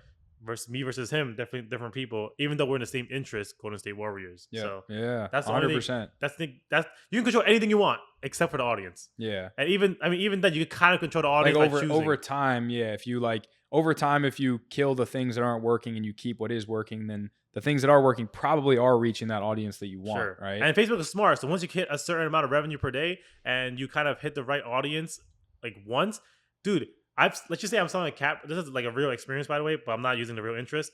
I could be selling a cat product and I could be launching a CVO targeting babies or something like that, or like people like toddlers or whatever, right? It'll still work. And they'll still work. Yeah. Guess what? Because people knows who's buying from that. They'll figure out who from the toddler's interest is that Golden State Warriors fan. Exactly. And they'll choose it out. Will it work as profitable as the original interest? I mean, probably not. Sometimes even break even, but still, it's crazy that you can target a completely random audience and they'll still be able to figure it out. Yeah. I think a valuable thing in that is like just time. Like a lot of times if you can get something profitable now, then you can have a very high likelihood that with time it will be more profitable. Like if you do good things. I don't know how many higher level ad accounts you've seen them for. A lot of them are just running straight abroad. After they figured out their testing campaign and everything like that, they might have started off with interest, everything like that. Now they're doing straight broad, or they're doing the Advantage Plus audiences that Facebook rolled out. Yeah. All these accounts right now are just doing straight broad. So as broad as possible. Yeah. But you can't start off like that. You start off abroad. I mean, you can, but like a lot of the times you start off abroad, it's not going to find the right audience. Yeah. Until you train Facebook's system to know which audience is going to whatever. Yeah, you kind of have to like guide Facebook a little bit, say here are some good audiences, then over time like sprinkle in the broad here and there. Once the broad starts working, like it's game over. Then at that point it's just about rotating in new creatives. Sure. Because I don't do it too often, so I can't say I don't want to say But even with interest, like when you do find a great interest and great creatives, you'll scale the shit out of it. But then you do come to a crossroad where it's like, okay, well, this creative is dying, so I just need to cycle in a new creative, but I'm still going to test the same interest that was crushing it, right? And then maybe kind of spark some new life into it. Sure. I mean, I don't have too much of those, so whatever. Well, Danny can come back to us in like 6 months and he'll let us know if he was doing that. Same product. That was a very interesting conversation. These two could go for fucking for hours on that shit. My neck is just moving. I'm about to fall asleep over here. Too many acronyms. I'm not good with the letters, you know. So what's the end goal with all this dropshipping stuff? Like just where I mean, I feel like everyone's make money. I mean, bro, make money, travel. Yeah, we have a goal now. We try to travel once a month. There we go. Fire. Yeah. Guess what? We can, as long as it has Wi-Fi. Dude, every time Danny picks a location to go, I'm like, yo, if it has Wi-Fi, he never says no. He never says no. if it has Wi-Fi, bro, most places on Earth have Wi-Fi. No, I'm kind of the same way. Like as long as there's a place that I can work, like I'm good. And guess what? And we don't really have to work because you only check your ads for a few minutes a day, unless you're launching new products or whatever. But anyways, you could do that at home and then prep it for vacation time. So I think everyone's freedom. Like right now, me and Nick can hop on a flight to Istanbul or something. I don't know. I'm sure they got Wi-Fi there, and it'll work. It's fine. They definitely got Wi-Fi there. They definitely have Wi-Fi there. Exactly. So anywhere you have Wi-Fi, just freedom. Obviously, money, buy nice things. I think Danny likes cars, so fast cars, loud cars. What kind of car you want to get? My dream car is a Vantage, Aston Martin. Yeah. There we go. I think there's one. I think our friend has one of those in our parking garage. There we go. The crazy thing is that kind of like following his footsteps, got a Corvette coming in. Damn, already? He's brainwashing you. Save your money. Hey, I made money on the Corvette, just so you know. That's sold good. it for like $8,000 profit. So there's that. That's good. And whatever. Anyways, that's kind of all I have for drop. I don't know if you have any different answer for that. I'm pretty sure everyone's the same, bro. Make money and drive fast cars and travel. Yeah, be able to do what you want, where you want, when you want. Exactly. Where do you want to go next? Nah, we can't say that, bro. Why not? I don't know. I got people out there. Have you guys been to Bali? I have not. Go to Bali. That's interesting. Is it actually still cheap like it always has been? Not as much, but it's still way cheaper than here or anywhere else that you're gonna go. Cool. Go to Europe too. Gotcha. Definitely check things out. But I guess what we can because we're drop shipping and we're making a lot of money doing it. This was fun. This was a good should time. I close out the podcast with my plug or what? Oh. Yeah, go ahead. Go ahead. You're like, if you want to be like this guy. Today is the Andrew and Danny show. Let's see what we got. I mean, we probably have some links in the description down below. Obviously, I have a Discord. Shout out Prime Cord, course. But the main thing everyone probably wants to do is probably the mentorship that Danny took and a bunch of the students that I showed you guys with good results. If you're interested in that, go type out the form down below. I'm pretty sure I have something down below. And let's see if we can work together and hopefully we can get you as my next, winning student. But that's really much it. Fire. Quick plug for our sponsors. Shout out to Feel.tech, Writerly, aka ecom with a K.ai, and Printful. Have you guys ever done clothing? Any print on demand? No, but I'm about to use Printful. Check out Printful. Yeah. Use our link down below. Yeah, shout out to you guys. All actually great tools, softwares, etc. But all our sponsors have been great. Yeah, that being said, thank you for tuning into episode 49. Like, comment, subscribe, follow on Instagram. All that fun stuff. Follow them on Instagram. Stitch all of the shorts that you stitch on. That take my hand. stitch all of our short form videos and make fun of us because there's a lot of very make funnable content. There'll probably be a lot from this episode. Just tag us on it. Make sure you tag us. Tag us, make fun of us. We love it. It's all fun and games. And we'll see you in the next episode. Variables are all in your control. Outside of like things in that formula, right? Like you're creative, like what are the things in your control? Not to make it abstract, maybe you're creative. For you to try to like lower those things metrics. In your control, everything theoretically is in your control except for one thing, which is your audience. And Facebook is the one that controls that audience. I mean, look, a lot of people, let's just say you're selling a basketball product, right? If you're selling a basketball product, what interest are you going to choose? Basketball, whatever, Golden State Warriors, whatever, right? Dude, I might have searched up Golden State Warriors one time on Google. I'm going to be in that interest. You might be a diehard Golden State Warrior fan that will buy anything Golden State Warrior. And it won't hit you. And it won't hit him. It will hit me. Yeah. It will hit like 10,000 other people that are like me. And guess what? Your conversion rate, your website going to be very, very poor. Yeah. But if it hits you and all your buddies that love the Golden State Warriors, your conversion rate might be a lot higher. So when it comes to that, your conversion rate isn't always directly correlated to how well your website looks. Because guess what? Versus him, definitely different people. Even though we're in the same interest, Golden State Warriors. Yeah, so that's 100%. That's you can control anything you want except for the audience. Yeah, and even then, you can kind of control the audience like over time. Yeah, if you kill the things that aren't working and you keep what is working, then the things that are working probably are reaching that audience that you want, right? And Facebook is smart. So once you hit a certain amount of revenue per day and you kind of hit the right audience like once, dude. Let's just say I'm selling a cat. This is like a real experience, by the way, but I'm not using the real interest. I could be selling a cat product, and I could be launching a CVO targeting babies or something like that, or like people like toddlers or whatever, right? It'll still work. And they'll still work. Yeah. Guess what? Because people knows who's buying from that. they'll figure out who from the toddler's interest is It's that similar to, Golden like, State your Warriors previous fan. audience, Exactly. yeah. And they'll choose it out. Will it work as profitable as the original interest? I mean, probably not. Sometimes even break even, but still, it's crazy that you can target a completely random audience and you'll still be able to figure it out. Yeah, I think a valuable thing in that is like just time. Like a lot of times, if you can get something profitable now, then you can have a very high likelihood that with time it will be more profitable. Like if you do good things. I don't know how many higher level ad accounts you've seen them for. A lot of them are just running straight abroad. After they figured out their testing campaign and everything like that, they might have started off with interest, everything like that. Now they're doing straight broad, or they're doing the Advantage Plus audiences that Facebook rolled out. Yeah. All these accounts right now are just doing straight broad. So Yeah, as broad as possible. Yeah. but you can't start off like that. You start off abroad. I mean, Yeah. you can, but like a lot of the times you start off abroad, it's not going to find the right audience Yeah. until you train Facebook's system to know which audience is going to whatever. Yeah, you kind of have to like guide Facebook a little bit. Say here are some good audiences. Then over time, like sprinkle in the broad here and there. Once the broad starts working, like it's game over. Then at that point, it's just about rotating in new creatives. Sure. Because I don't do it too often, so I can't say I don't want to say yeah. But even with interest, like when you do find a great interest and great creatives, you'll scale the shit out of it. But then you do come to a crossroad where it's like, okay, well, this creative is dying, so I just need to cycle in a new creative, but I'm still going to test the same interest that was crushing it, right? And then maybe kind of spark some new life into it. Sure. I mean, I don't have too much of those, so whatever. Well, Yeah. Danny can come back to us in like 6 months and he'll let us know if he was doing that stuff. Same product. That was a very interesting conversation. These two could go for fucking for hours on that shit. My neck is just moving. I'm about to fall asleep over here. Too many acronyms. I'm not good with the letters, you know. So what's the end goal with all this dropshipping stuff?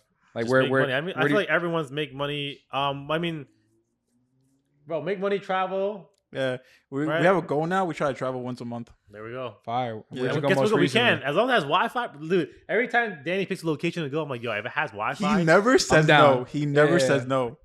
if it has Wi-Fi, bro, most places on Earth have No, Wi-Fi. I'm kind of the same way. Like as long as there's a place that I can work, like I'm good. And guess what? And we don't really have to work because you only check your ads for a few minutes a day, Yeah. unless you're launching new products or whatever. But anyways, Yeah. you could do that at home and then Yeah. prep Yeah. it for vacation time. So Yeah. I think everyone's freedom. Like right now, me and Nick can hop on a flight to Istanbul or something. I don't know. I'm sure they got Wi-Fi there, you know, and it'll work. It's fine. They definitely got Wi-Fi there. They definitely have Wi-Fi there. Exactly. So anywhere you have Wi-Fi, just freedom. Obviously, money, buy nice things. I think Dan likes cars, so fast cars, loud cars. What kind of car you want to get? My dream car is a Vantage, Aston Martin. Yeah. There we go. I think there's one I downstairs. think our friend has one of those in our parking garage. There we go. The crazy thing is that kind of like following his footsteps, got a Corvette coming in.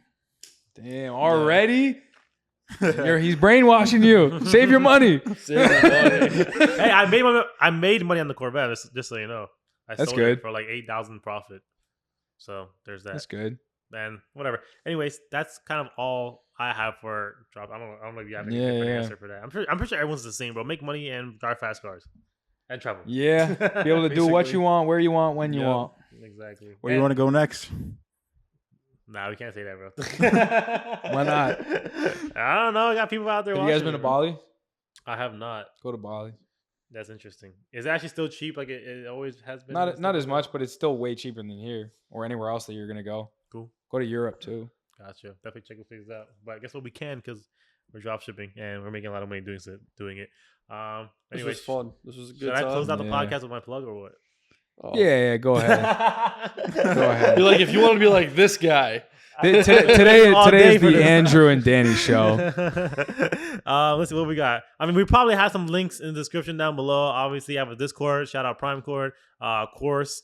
But the main thing everyone wants to do is probably the mentorship that Danny took and a bunch of the students that I showed you guys with good results. If you're interested in that, go type out the form down below. I'm pretty sure I have something down below. And let's see if we can work together, and hopefully we can get you as my next, winning student. But that's really much it. Fire. Quick plug for our sponsors. Shout out to Field.tech, Writerly, aka ecom with a K.ai, and Printful. Printful. Have you guys ever done clothing? Any print on demand? No, but I'm about to use Printful. check out Hell Printful. yeah. Use our link down below. Yeah. Shout out to you guys.